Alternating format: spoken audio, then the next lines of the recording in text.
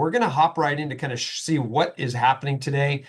We're going to go over what happened last week with inflation, with oil, and then we're going to explore what makes more sense for a customer to pay cash or to reinvest, keep that money reinvested and do a mortgage, even in interest rate environment in the sixes. So we're going to look at the actual numbers. It's going to be kind of fun.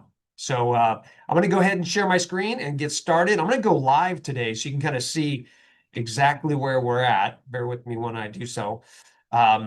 So these are mortgage-backed securities and how they trade. I'm going to go further out so you can kind of see where we're at.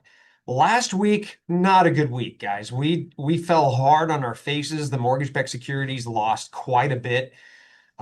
Rates now are in the mid to high sixes across the board, even into the sevens if you don't have the best credit. So not very fun. Friday was terrible. I'll show you what happened Friday. I'm going to zoom in on this.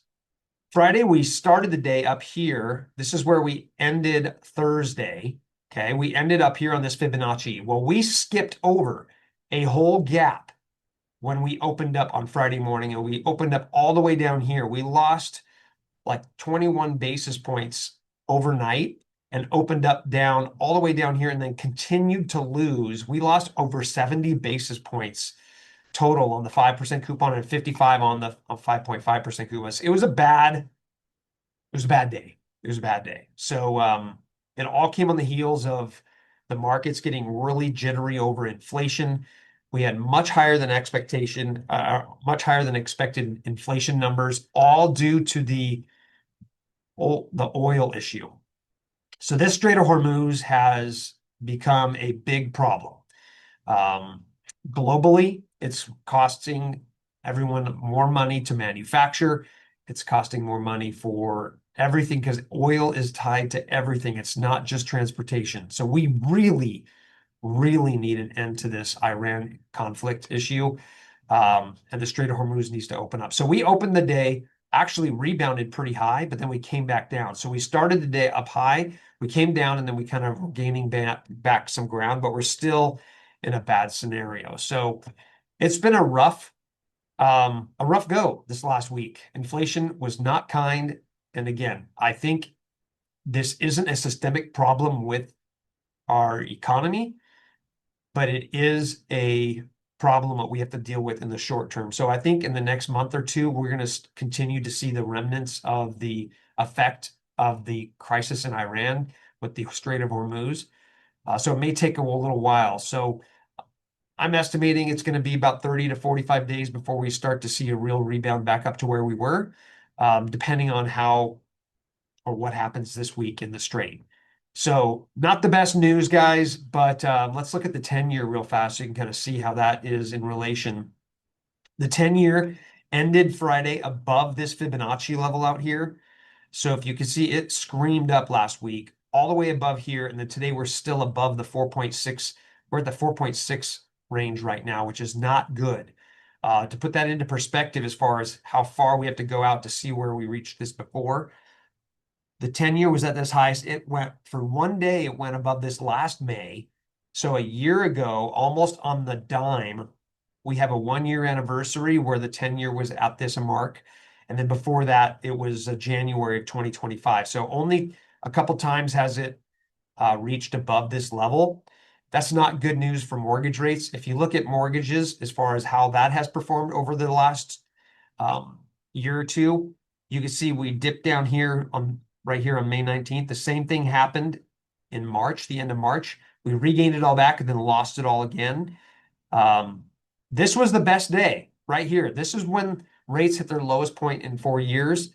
And then people got excited. They started calling in, starting to refinances, and then boom, the floor fell out. That's the Strait of Hormuz, this whole movement right here.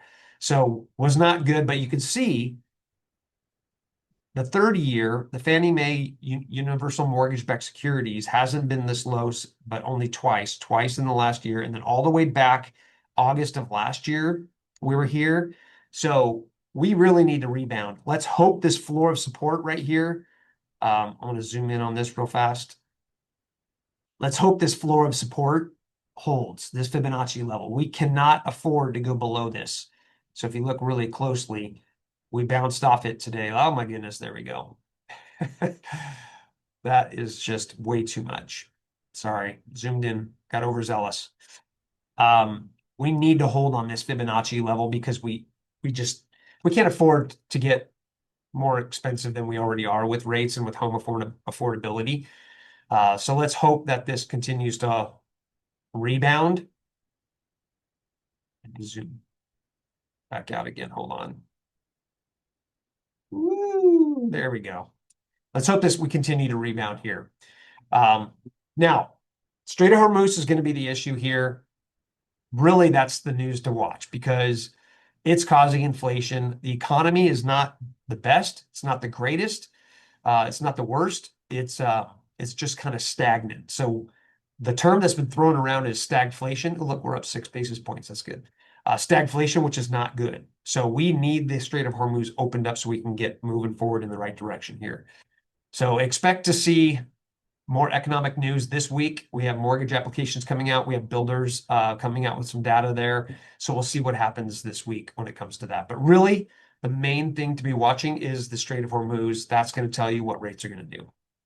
The oil prices, oil is everything. So on another note, let's look at something a little bit more exciting. Let's look at the difference between paying cash and reinvesting your money. So I've got a program in here. I'm going to show you where I'm going to walk you through this, where I can create these presentations for borrowers, and we can show them exactly what it will cost them and what the overall benefits would be from doing a cash purchase versus putting 75% down and reinvesting that money, or doing 50% down and reinvesting 50% instead of putting all cash, spending all your money, or do 25% down and keep 75% of the portfolio reinvested. So people think, well, rates are too high. Well, this scenario is a very good conservative scenario to show you if customers would be better off. And I'm not even talking about capital gains taxes on selling stock. This is just simple appreciation over time. So if you were to look at a cash purchase of 1.5 million and what it would look like, what's better? The graph kind of shows you the net worth over 30 years. You're going to be much better off doing the 25% down with a mortgage than you are doing a cash purchase. And I'm going to show you how this works. So when I go into a reinvestment tool, so we're going to start here, cash purchase, we're going to liquidate everything. We're not going to have anything in our savings. It's just going to be $0. But we're not going to have a mortgage payment. So we could reinvest the $7,000 every month that we would have on the highest mortgage option. We could reinvest that. So I'm going to put that into the calculations. Or let's do 25 or 75% down and reinvest 25% of it, and then 50%, and then 25%. And it shows you over time with the rate of return of 7.5%, the initial balance of what you have in your portfolio, what your payments were going to be over time, what your reinvestment income would be over time, and whether it's better or worse. Now, this is very conservative. If you ask every financial planner out there, they're going to say, yes, I average 10 to 12%. Well, I don't think that's really realistic. I think 7.5% is a pretty good clip to keep it conservative. This also takes into account appreciation on your property as well. So I show customers exactly what it takes to reinvest that money, what they will look like, cash versus doing a mortgage. And even with a rate of 6.5%, you're still much better off doing it this way than doing the total cash. So this is at 6.375 on a 30-year fixed versus paying cash. Net worth, much better off over time. So these are the types of reports, and we can adjust it. I can go in here and I can readjust the analysis. And let's just say we wanted to say it's 10% gain instead of 7.5. What's going to be better then? And then in real time, while I'm with them on their computer, it will update as well. And now look at that gain. It's significantly more. just because I increased it to 10%, just 2.5% more significantly impounds or compounds their interest that they're gaining. So a really good illustration to show people, is it worth paying cash or is it worth getting a mortgage even in a higher interest rate environment? So these are some of the tips and tools that I use to show people kind of what we're doing, what we can do as far as mortgage planning goes. I'm not just a loan officer. I am a certified mortgage planning specialist. That's a certain class we have to go through. So these are the types of things I can show. There's a lot of other things out there as well that I can show customers. I've got all kinds of reports that I create for people. I can create just one loan. What's better, doing an FHA versus conventional?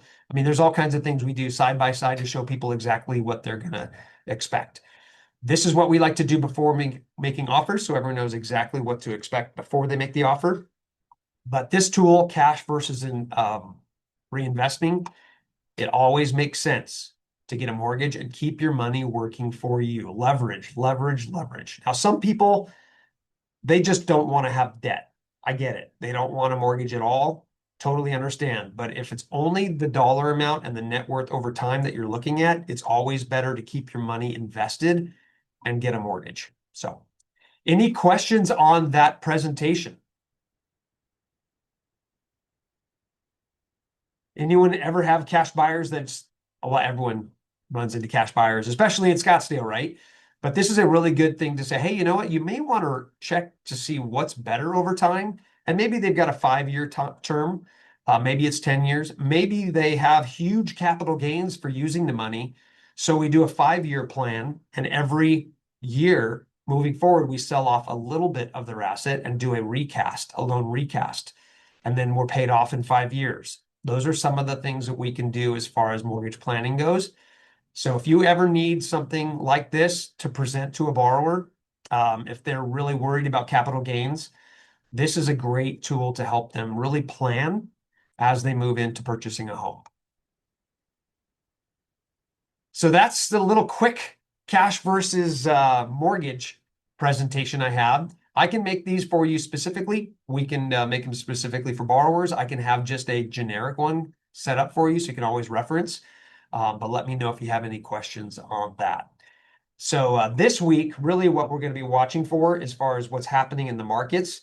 I'm going to pull that up for us real fast just so you can see what the economic calendar is. Not as much going on this week. So I'm going to share my screen one more time to show you what's happening this week. And then we can be off to conquer the week. So we have housing, we have pending sales on homes coming out tomorrow. That's going to be interesting to see with the higher interest rate environment, what that's going to do in the near future. We do have a bond auction tomorrow and a 20-year bond auction. If that goes well, we could see bond improvement, which makes rates come down. But if that goes poorly, that could be a strike on the chin, so to speak, to the mortgage industry.